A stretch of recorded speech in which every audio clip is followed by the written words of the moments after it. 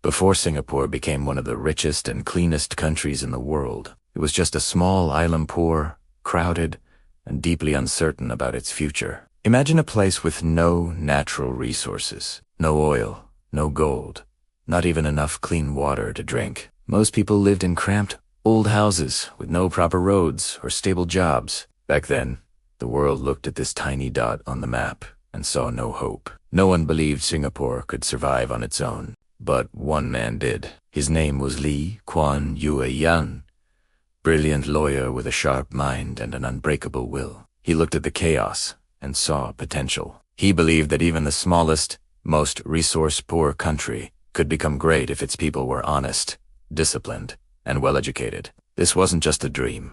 It was a promise. He worked day and night, not just to build a country, but to change the way an entire population thought. He fought corruption without fear, creating a government that served the people, not itself. He built modern schools, bustling factories, and clean, safe homes for everyone. He established laws that made every citizen equal, regardless of their race, language, or background. Slowly, almost impossibly,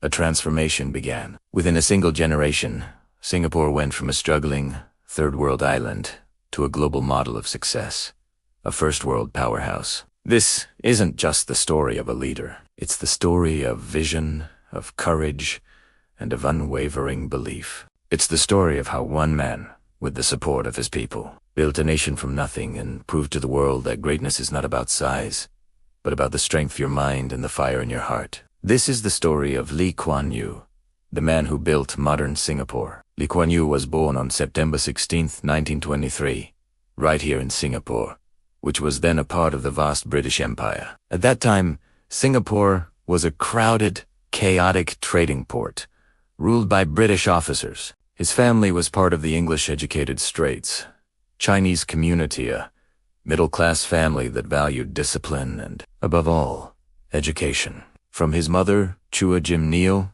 Lee learned the fundamental values that would guide his entire life: hard work, saving money, and self-respect. As a child, he was naturally curious, intelligent, and incredibly observant. He studied at Telak Kurau Primary School and later at the prestigious Raffles Institution. His teachers quickly noticed his exceptional memory and his natural leadership qualities.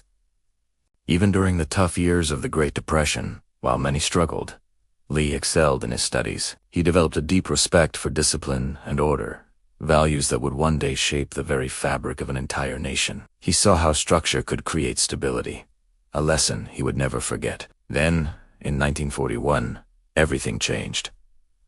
The world was at war. Japan invaded Southeast Asia, and in February 1942, Singapore, the supposedly impenetrable fortress of the British Empire, fell. British rule collapsed in a matter of days, and the dark years of the Japanese occupation began. Life became a daily struggle for survival, ruled by fear and uncertainty.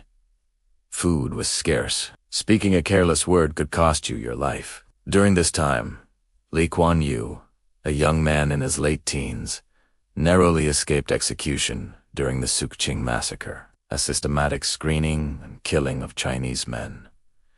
These harrowing years were his real education. He observed firsthand how raw power controlled society and how quickly order and civilization could collapse into chaos and brutality. He made a promise to himself: if Singapore is ever free again, it must never be weak.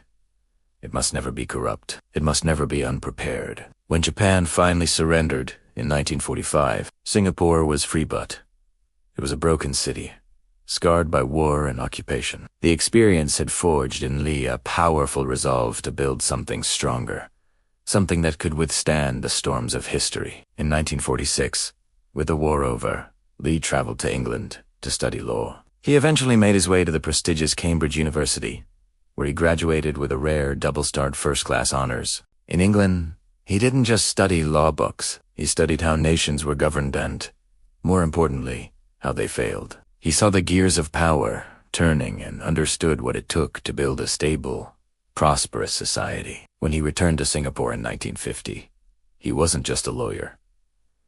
He was a man with a mission. He began his career representing ordinary workers and powerful labor unions, fighting for their rights. He could speak English, Malay, and multiple Chinese dialects, which allowed him to connect with all the different communities on the island. In the courtrooms and in the streets, he saw the deep-rooted inequality, corruption, and instability that plagued colonial Singapore. He knew that fighting individual cases wasn't enough. The entire system had to change. So, in 1954, he co-founded a new political party, the People's Action Party, or PAP. The party's goals were crystal clear: self-government for Singapore, clean and honest leadership, and unity among its diverse people. Lee's message of a fair, multiracial society resonated with the population. In 1959, at the young age of just 35, Lee Kuan Yew became Singapore's very first prime minister. Their real work, the monumental task of building a nation, had just begun. As prime minister, Lee's first and most urgent focus was creating an honest government. He strengthened anti-corruption laws and established the Corrupt Practices Investigation Bureau, giving it the power to investigate anyone, no matter how powerful. His message was simple: no one is above the law. Next came housing. The city was full of slums and squatter settlements. Tusol Betis. He created the Housing and Development Board, or HDB. The HDB embarked on a massive public housing program, building clean, safe, and affordable high-rise apartments for citizens. This didn't just give people a roof over their heads, it gave them a stake in the country's future. Then, he focused on jobs. With no natural resources, Singapore had to rely on its people. Lee's government actively courted foreign investment, promising a stable, efficient, and corruption-free environment for businesses. Factories were built, and Singapore began its journey to become a manufacturing hub. Education became the absolute foundation of progress. Lee knew that Singapore's only resource was its people. The education system was overhauled to produce a skilled, disciplined workforce. English was established as the common working language to connect Singapore to the world, while the mother tongue Chinese, Malay, and Tamil were preserved to maintain cultural identity. It was a strategy of unity without losing diversity. Then, in 1965, the biggest crisis hit. After a brief and troubled merger, Singapore was separated from Malaysia and became a fully independent nation. Lee Kuan Yew announced the separation to the world in a televised press conference, breaking down in tears. Singapore was now completely on its own, a tiny island, with no army, no resources, and no guarantee of survival. But Lee refused to accept failure. In the face of impossible odds, he doubled down on his vision. He introduced compulsory national service to build a defense force from scratch. He worked tirelessly to secure a stable water supply, a matter of life and death for the island. He expanded the public housing program, accelerated economic development, and built a disciplined, merit-based society where your success depended on your ability and hard work, not your connections. By the 1970s and 80s, the world began to notice. The struggling little island was transforming at an incredible speed. Singapore was becoming a global center for trade, technology, finance, and education. Its clean streets, hyper-efficient systems, and strong, incorruptible institutions became its global identity. The Singaporean passport became one of the most powerful in the world. The impossible had happened. In 1990, after 31 years as Prime Minister, Lee Kuan Yew stepped down peacefully, handing over power to the next generation of leaders. He proved that true leadership is about service, not about holding on to power. He continued to serve in the cabinet as a senior minister, offering his wisdom and experience for many more years. On March 23, 2015, Lee Kuan Yew passed away at the age of 91.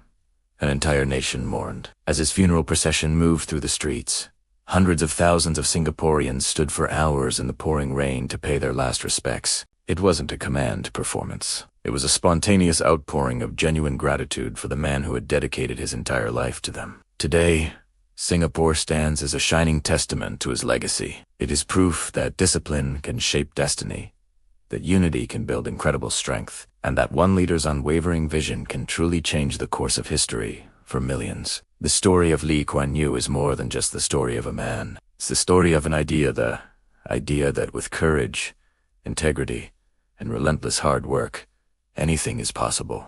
If you enjoyed this story of vision and nation building, please remember to like this video, share it with others who might find it inspiring, and subscribe to our channel for more stories that matter. Thank you for watching.